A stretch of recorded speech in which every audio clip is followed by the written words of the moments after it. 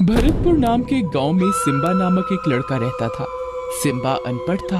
वो गांव में खेतीबाड़ी किया करता था। एक दिन गांव में सिम्बा की शादी होती है।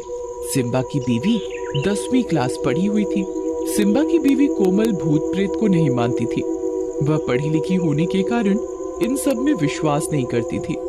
सिम्बा के माता पिता ने सिम्बा की बीवी को घर आने के बाद घर में कुछ भी मिठाई बनाने के लिए मना किया। कोमल को सिम्बा के माता पिता की ये बात बहुत अजीब लगी। आखिर इस घर में कभी मीठा क्यों नहीं बनता और सिम्बा के माता पिता ने उसे बनाने के लिए मना क्यों किया। कोमल को शादी से पहले रोज सुबह उठकर पूजा करने की आदत थी और वो भगवान जी को मीठे का ही भोग लगाती और सबको वही प्रसाद बांटती।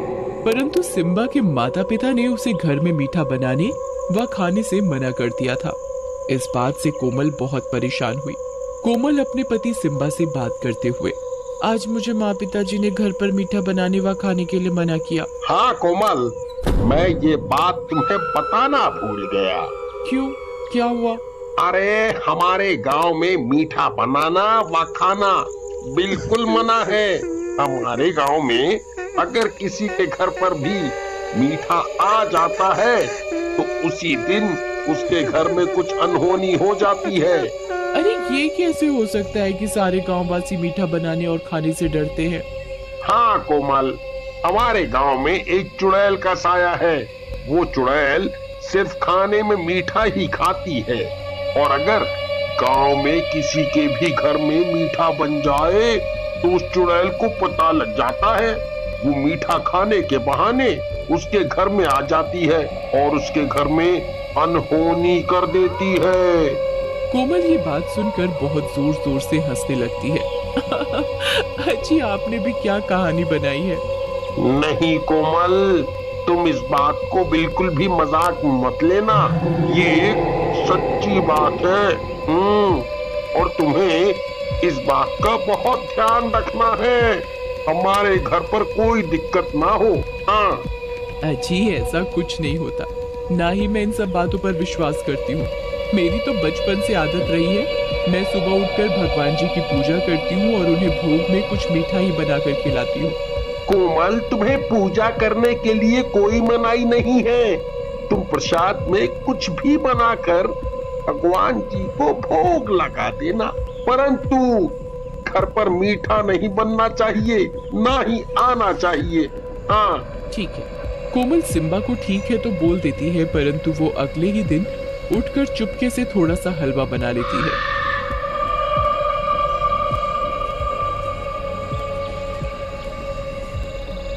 मैं भी आज देखती हूँ कि चुड़ैल कहाँ से आती है और मेरा हलवा खाकर जाती है। दोपहर में जब घर में कोमल के सिवा कोई नहीं होता तब कोमल देखती है कि उनकी पड़ोसन की बेटी बाहर खेल रही है। कोमल उसे चुपके से बुलाती है, गुड़िया गुड़िया सुनो, मैंने आज अपने हाथ से हलवा बनाया है, जरा सा खाकर तो बताओ कैसा बना। नहीं आंटी, ये मैं नहीं खा सकती। मुझे मम्मी ने मना किया है मीठा खाने के लिए और आप भी मत खाओ। अगर उस मीठा खाने वाली चुड़ैल को पता लग गया ना तो हम दोनों की जान को आफत है। आप इसे जल्दी से फेंक दो। अरे गुड़िया, ये चुड़ैल वुड़ैल कुछ नहीं होता। आ जाओ, हम दोनों ही मिलकर खाते हैं। कोमल की बात सुनकर गुड़िया को भी खाने का लालच आ जाता है। ठीक है आंटी, पर आप ये बात मम्मी को मत बताना। अरे तुम इस बात की चिंता मत करो, मैं किसी को कुछ नहीं बताऊंगी। गुड़िया कोमल का बनाया हलवा खा ही रही होती है, तभी चुड़ैल को मीठे की खुशबू आ जाती है।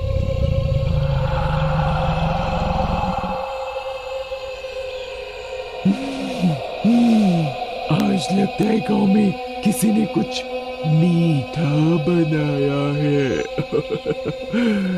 आज तो मेरी दावत है।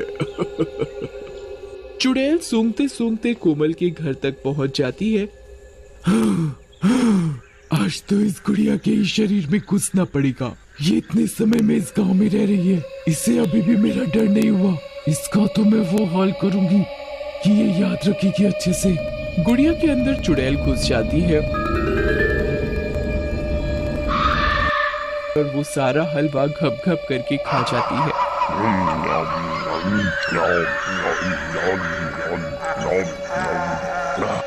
हलवा खाकर गुड़िया अपने घर चली जाती है। गुड़िया के अंदर अब चुड़ैल घुसने के कारण वो अजीबोगरीब हरकत करने लग जाती है। गुड़िया की आंखें बिल्कुल लाल हो जाती हैं और ये घर जाकर खाने के लिए बहुत जोर जोर से चिल्लाने लगती है। ए बुढ़िया, खाना ला मेरे लिए। गुड़िया, तुम्हें क्या हुआ? तुम इतनी बदतमीजी से बात कैसे कर रही हो? ए बुढ़िया, मुझसे ज्यादा सवाल जवाब मत कर, जितना बोला है उतना कर तू। पूनम समझ जाती है कि गुड़िया के अंदर चुड़ैल का साया है और उसने कहीं से मीठा खा लिया है। गुड़िया मीठे के लिए चिल्ला रही होती है। मुझे जलेबी खानी है, रसगुल्ले खाने हैं, मुझे मीठा चाहिए। कोमल ही अच्छी है, वही मुझे चुप चुप कर हलवा बनाकर खिलाती है। पूनम समझ जाती है कि उसे मीठा सिम्बा की नई नवेली दुल्हन कोमल ने खिलाया है। हाँ गुड़िया बेटा, तुम अंदर कमरे में बैठो, मैं तुम्हारे लिए अभी गरम गरम जलेबी बनाकर लाती हूँ। हाँ, ये हुई ना बात, मेरे लिए बहुत सारी जलेबी बनाकर ला, मैं आज मीठे से ही पेट भरूंगी। ठीक है, तुम अंदर कमरे में बैठो, इतने में मैं तुम्हारे लिए गर्मा गर्म जलेबी बनाती हूँ। पूनम गुड़िया को जलेबी के बहाने अंदर कमरे में ले जाती है और कमरे का गेट लगा देती है। गेट खोल बुढ़िया, तूने मुझे पागल बनाया है, मुझे मीठा खाना है। गुड़िया पूरी रात कमरे का गेट बजाती रहती है परंतु पूनम दरवाजा नहीं खोलती। अगले दिन पूनम गांव के बाबा के पास जाती है और उनके पास जाकर बहुत रोती है। बाबा, मेरी गुड़िया को बचा लो, मेरी गुड़िया के अंदर मीठा खाने वाली चुड़ैल घुस गई है, उसे बचा लो बाबा, मेरी बेटी मर जाएगी, उसे बचा लो। इस चुड़ैल ने तो नाक में ही दम कर रखा है, ये आए दिन किसी न किसी गांव वासी के घर पर अनहोनी करती रहती है। इस चुड़ैल का आज कुछ न कुछ तो करना ही पड़ेगा। बस बाबा जी, आप मेरी बेटी को बचा लो। बेटा, तुम्हें पता है कि वो चुड़ैल उसके अंदर कैसे आई?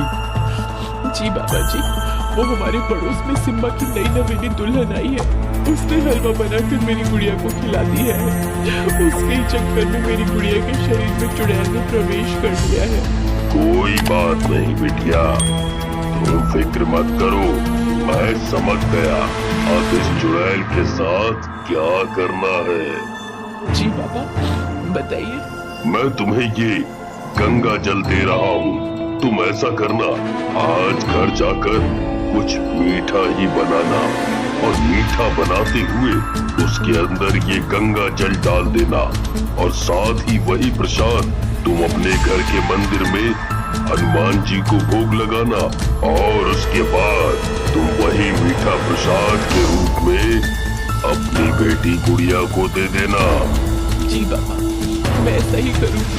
बाबा पूनम को गंगा जल थमा देता है और घर पर जाकर मीठा बनाने को कहता है। पूनम घर जाती है और बहुत सारी जलेबी बनाती है। गुड़िया, ये लो बेटा, मैंने तुम्हारे लिए जलेबी बना दी, तुम्हें यही खानी थी ना? ए पागल बुढ़िया औरत, तुझे पता है ना मैं कल से भूखी हूँ, तूने मुझे कमरे में बंद क्यों कर दिया? तुझे तो मैं अच्छे से बताऊंगी, रुक जा, मैं पहले जलेबी खा लूं, फिर देखती हूँ तुझे। चुड़ैल घप घप करके सारी जलेबी खाने लगती है।